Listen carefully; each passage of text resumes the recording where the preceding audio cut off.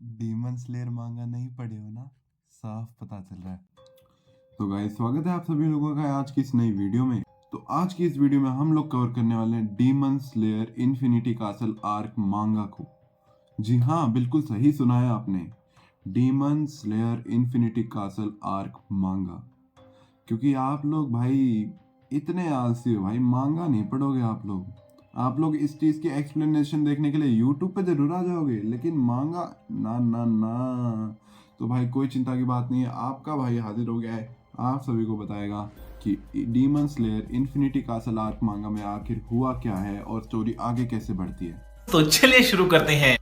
तो पहले सीन में हमें दिख रहा है कि तांजीरो इन्फिनिटी कासल में गिर रहा है और तभी उसे तोमियो का बचा लेता है। तांजीरो उसको थैंक यू बोल ही रहा होता है कि तभी तांजीरो के पीछे डेमन हमला कर देता है, लेकिन तांजीरो अपना रिफ्लेक्सेस फ्लेक्स करते हुए, बिल्कुल फ्लेक्स करते हुए उसकी मुंडी काट देता है। इतने में ग्यू तोमियो का चिल्लाता है तांजीरो।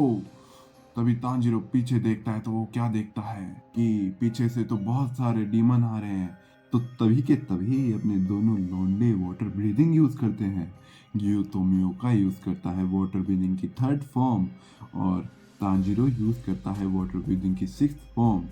थर्ड फॉर्म का नाम है the dance of the fast moving current और वहीं वाटर ब्रीदिंग की सिक्स्थ फॉर्म का नाम है ट्विस्टिंग वर्लपूल। तो तभी हम नेक्स्ट सीन पे देखते हैं कि ओबुनाई के पीछे 3-4 डीमन पड़े होते हैं। क्या ओबुनाई सरवाइव कर पाएगा? अबे चल, हाशिरा है वो तो मार ही देगा ना। हाँ भाई, बिल्कुल सही बोल रहे हो आप, वो एक हाशिरा है और उसने एक ही अटैक में, जो कि था snake breathing fifth form certain coil, एक ही अटैक में सारे के सारे डीमंस को मार दिया। भाई कड़क बंदा है भाई, ओबुनाई भी कड़क बंदा है। तो तभी हम क्या देखते हैं कि ओबुनाई अपनी प्रेमिका से मिलता है और उससे पूछता है कि मित्सुरी तुम ठीक तो हो ना? इन डीमंस ने तुम्हें परेशान तो नहीं किया? क्योंकि अगर डीमंस मित्सुरी को परेशान करते तो भाई ओबुनाई तो नहीं छोड़ने का था बाद में। तो भाई इसने टच किया उसको मदर। ओबुनाई नहीं छोड़ता भाई बाद में, बिल्कुल भी नहीं छोड़ता भाई ओबुनाई तो ना, चांस ही नहीं। तो तभी हम दूसरे सीन में देखते हैं कि ग्योमे और मियोचिरी इन्फिनिटी कासल में कहीं भाग रहे होते हैं और टोकिटो थोड़ा सा अपसेट रहता है कि वो उबियाशिकी को बचा नहीं पाया। लेकिन ग्योमे उसको बोलता है कि उबियाशिकी की लाइफ हम जाया नहीं जाने देंगे। तो तभी ग्योमे हम सबको एक चीज़ रिवील करके बताता है कि डीमंस ने उबियाशिकी को ढूंढा नहीं था, जबकि उबियाशिकी खुद ही डीमंस के द्वारा पकड़ा गया और उसको पता था कि उसको मारने के लिए खुद मुजान की बुत्सुची ही आएगा।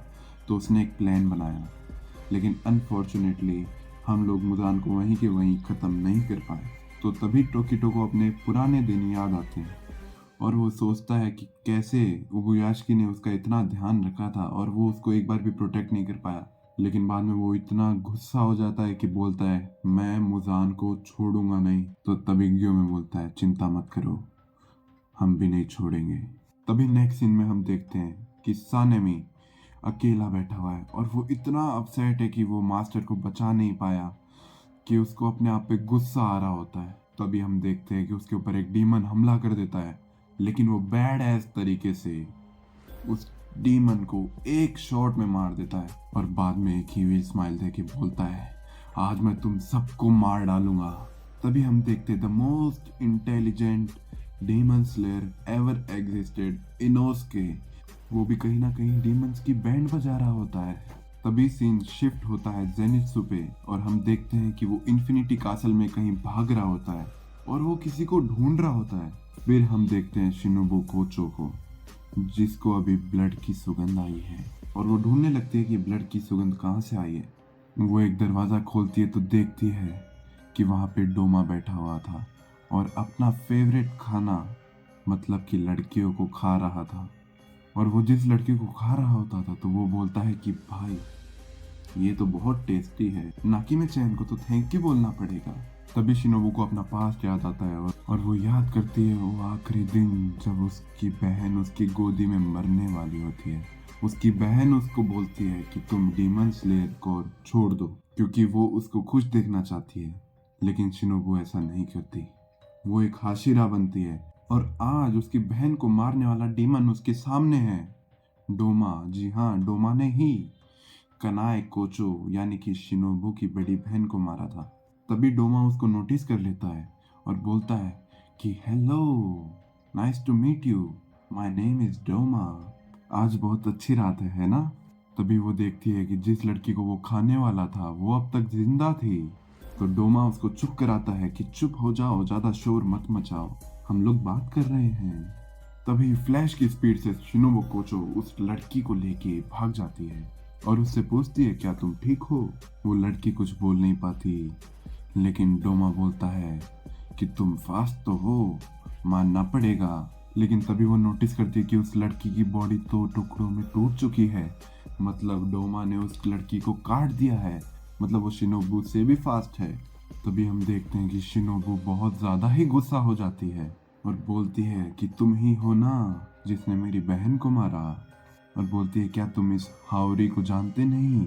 डोमा एक बार के लिए कंफ्यूज हो जाता है, लेकिन उसको याद आता है कि एक थी तो जरूर जिसको मैंने मारा था, और वो बोलता है कि वो फ्लावर ब्रीथ वाली गर्ल, मतलब जो फ्लावर ब्रीदिंग यूज करती है वो लड़की, और बोलता है कि वो तो बहुत स्वीट और क्यूट थी, और बोलता है कि मैं उसको खा नहीं पाया क्योंकि तभी उजाला हो गया था। तभी हम देखते हैं कि शिनोबू ने उसके ऊपर हमला कर दिया है और उसकी आंख में अपनी तलवार घुसा दी है। लेकिन आंख में ही क्यों, वो गले पर भी तो वार कर सकती थी। वो इसलिए क्योंकि उसकी तलवार में होता है पॉइजन, और शिनोबू इतनी स्ट्रांग नहीं कि वो किसी डीमन का गला काट सके, लेकिन वो पॉइजन से डीमंस को मारती है। तभी डोमा अपनी blood demon technique lotus ice का यूज करता है और शिनोबू को दूर ढकेल देता है और बोलता है कि तुम डीमंस को बस घाव दे के मार नहीं सकती, तुम्हें उनका गला काटना पड़ेगा। लेकिन तभी वो नोटिस करता है कि उसने उसकी बॉडी में जहर इंजेक्ट कर दिया है और बोलता है कि ये वाला तो और भी ज्यादा खतरनाक है जो तुमने उस माउंटेन पे यूज किया था। लेकिन तभी वो एक डीमन स्माइल देता है और बोलता है कि लगता है मैंने तुम्हारे पॉइजन को डिकम्पोज कर लिया है, सॉरी अबाउट दैट। मतलब भाई ये अलग ही बंदा है भाई, अलग बंदा ये भाई। ऐसे बंदों के साथ लड़ो मत भाई, टेनिस बोल के भाग जाओ भाई, कोई मतलब नहीं है भाई उनसे लड़के। और ये सब करने के बाद वो बोलता है कि मेरे को पता है कि तुमने इसके लिए बहुत मेहनत करी थी और अपना पूरा जोर एक ही अटैक में डाल दिया होगा। लेकिन तभी डोमा बोलता है कि आज तो मजा आने वाला है। तभी बोलता है कि पॉइजन के खिलाफ लड़ने में तो मजा आने वाला है। और शिनोबू कोचो से पूछता है कि क्या तुम्हें लगता है कि तुम्हारा नेक्स्ट अटैक मेरे ऊपर काम करेगा? लेकिन तभी शिनोबू कोचो बोलती है ठीक है, मैंने सोचा ही था कि ऐसा होगा।